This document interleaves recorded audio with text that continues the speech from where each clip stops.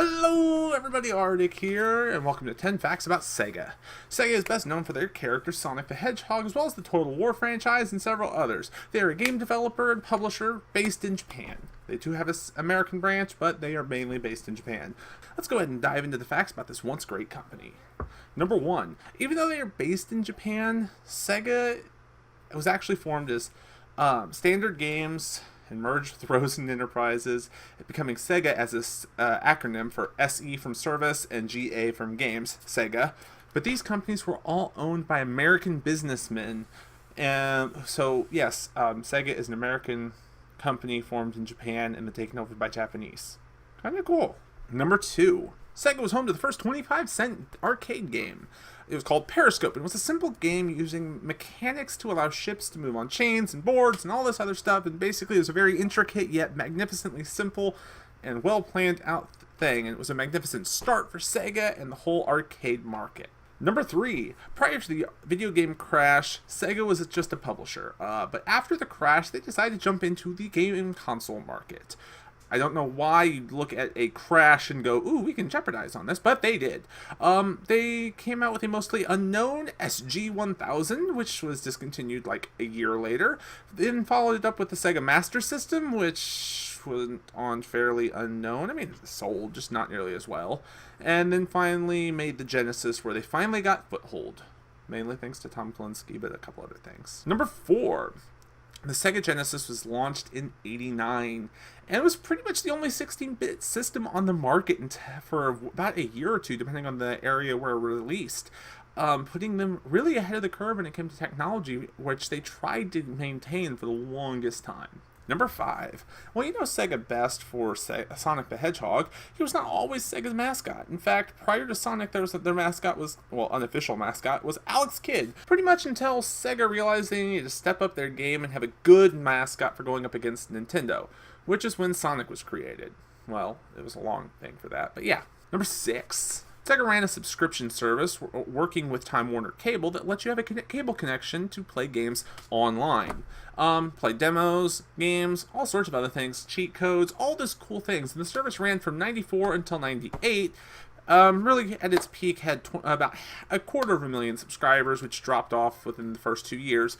And this was mostly due to the fact that it was meant for the Genesis, and they shifted over to the Saturn like just before the service went live, meaning it was like, well, we're supporting our previous system with this. Why isn't the new one on it? Number 7. Speaking of the Saturn, it had possibly the most difficult and rocky launch of all of the consoles you can think of, because Sega of Japan demanded an early launch so they could beat PlayStation out the door, causing the original announcement date of September 2nd to then be changed to E3 to, oh, it's in stores now. Well, this announcement pissed off a lot of retailers and caught so many of them off guard that companies like Walmart and Best Buy dropped Sega from the stores. Yeah, and then there wasn't enough available in other areas, and so it was just such a rocky launch that at the end of it, it just kind of like went. Number 8. The programmer behind Sonic the Hedgehog. The programmer, we're not going to say he's the one who created, designed, or anything, just the programmer, Yuji Naka. He worked on almost all of the Sonic games, all the way up until 2006. He was the final person from the original Sonic team to leave the company. 15 years. 15 years of Sonic is what we can thank him for. Thank you, Yuji Naka, for being so awesome. Number 9. Sega worked with Nintendo to develop the plans for the groundwork of the ESRB rating system. Now, there's kind of a lot of stuff behind this, mostly due to Mortal Kombat and Night Trap, as well as several other games that were really questionable. Mainly the fact that these games drew the attention of Congress and other things, and Sega had a rating system they'd just come up with, but they couldn't get Nintendo to get on board because Nintendo didn't want to use Sega's system. So they ended up coming up with an agreement to use an ESRB rating council, or ESRB rating system, a third-party vendor, which would be a neutral system for rating games. And it's actually rated by 3 raters minimum per game, and kind of a mutually agreed upon stature based off of what the 3 raters say. Number 10. Sega spent quite a lot of time in decline. While they had a really, really good launch, the console crash of '83 hurt them a little bit. They picked it back up with the Genesis and then dropped the ball. And from 97 until 93, they maintained a steady, constant loss. They finally pulled out of that loss nosedive in 03, but leaving the console wars and everything. But by that point in time, it was all said and done. And they've still continued to have a downward slope, shrinking parts of their company and restructuring. They've recently gone almost exclusively digital, and hopefully this downward trend doesn't keep going, because it may take this giant down eventually.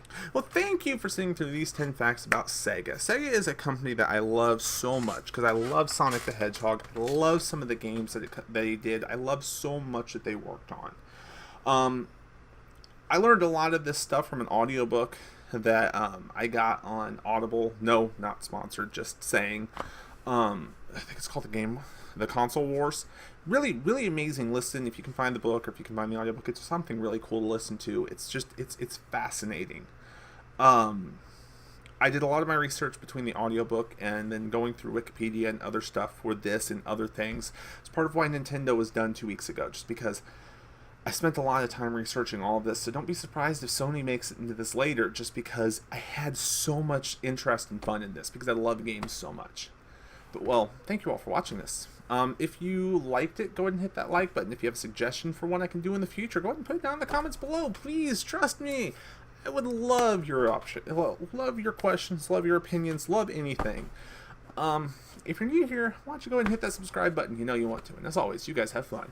I will see you later. Bye, guys.